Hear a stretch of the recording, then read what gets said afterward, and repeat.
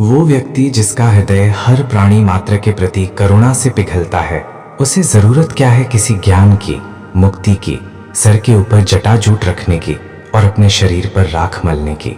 इस दुनिया में वो खजाना नहीं है जो आपको आपके सद्गुरु ने ज्ञान का एक अक्षर दिया उसके कर्जे से मुक्त कर सके। कांटों से और दुष्ट लोगों से बचने के दो उपाय हैं।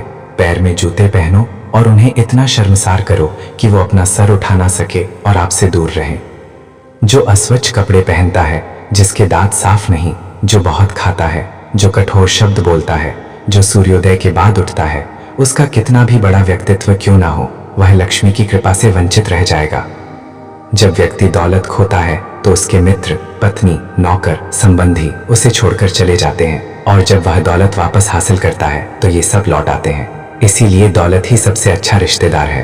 पाप से कमाया हुआ पैसा 10 साल रह सकता है, 11वें साल में वह लुप्त हो जाता है उसकी मुद्दल के साथ। एक महान आदमी जब कोई गलत काम करता है तो उसे कोई कुछ नहीं कहता। एक नीच आदमी जब कोई अच्छा काम भी करता है तो उसका धिक्कार होता है। देखिए, अमृत पीना तो अच्छा है, लेकिन राहु की मौत अमृत पीने से ही हुई। विष पीना नुकसानदायी है, लेकिन भगवान शंकर ने जब विष प्राशन किया तो विष उनके गले का अलंकार हो गया।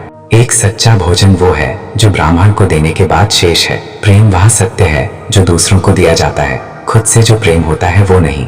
वही बुद्धिमत्ता है जो पाप करने से रोकती है। वही दान है जो बिना दिखावे के किया जाता है। यदि आदमी को परख नहीं है तो वह अनमोल रत्नों को तो पैर की धूल में पड़ा हुआ रखता है और घास को सर पर धारण करता है। ऐसा करने से रत्नों का मूल्य कम नहीं होता और घास के तिनकों की महत्ता नहीं बढ़ती। जब विवेक बुद्धि वाला आदमी आता है तो हर चीज को उसकी जगह दिखाता है। शास्त्रों का ज्ञान अगाध है, वो कलाएं अनंत जो हमें सीखनी चाहिए। हमारे पास समय थोड़ा है, जो सीखने के मौके हैं उसमें अनेक विघ्न आते हैं। इसीलिए वही सीखें जो अत्यंत महत्वपूर्ण है। उसी प्रकार जैसे हंस पानी छोड़कर उसमें मिला हुआ दूध पी लेता है, वह आदमी चंडाल है जो एक दूर से अचानक आए हुए थके मांदे अतिथि को आदर सत्कार दिए बिना रात्रि का भोजन खुद खाता है। एक व्यक्ति को चारों वेद और सभी धर्मशास्त्रों का ज्ञान है, लेकिन उसे यदि अपने आत्मा की अनुभूति नहीं हुई तो वह उसी चमचे के समान है जिसने अनेक पकवानों को हिलाया लेकिन किसी का स्वाद नहीं चखा। वो लोग धन्य हैं, ऊंचे उठे हुए हैं, जिन्होंने संसार समुद्र को पार करते हुए एक सच्चे ब्राह्मण की शरण ली। उनकी शरणागति ने नौका का काम किया। वे ऐसे मुसाफिरों की तरह नहीं है जो ऐसे सामान्य जहाज पर सवार है जिसके डूबने का खतरा है।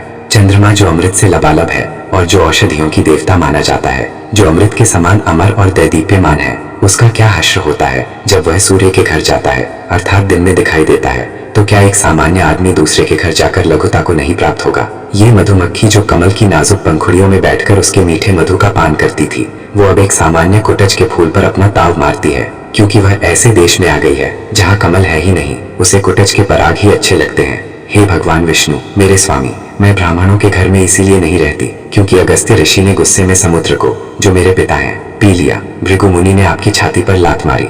ब्राह्मणों को पढ़ने में बहुत आनंद आता है और वे मेरी जो स्पर्धक है वो सरस्वती की हरदम कृपा चाहते हैं, और वे रोज कमल के फूल को, जो मेरा निवास है, जलाशय से निकालते हैं और भगवान शिव की पूजा करते हैं।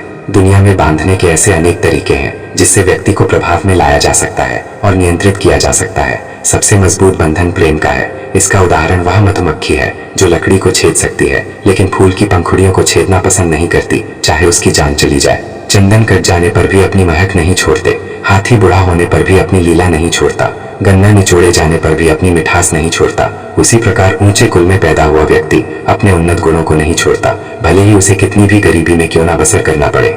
रुक्मिणी भगवान से कहती हैं, हे केशव, आपने एक छोटे से पहाड़ को दोनों हाथों से उठा लिया। वह इसीलिए स्वर्ग और पृथ्वी दोनों लोकों में गोवर्धनधारी कहे जाने लगे, लेकिन तीनों लोकों को धारण करने वाले आपको मैं अपने कूचों के अगले भाग से ही उठा लेती हूँ, फिर उसकी कोई गिनती ही नहीं होती। हे नाथ, बहुत कुछ कहने से कोई प्रयोजन नहीं, यही समझ लीजिए कि बड़े पुण्य से यश प्राप्त होता है।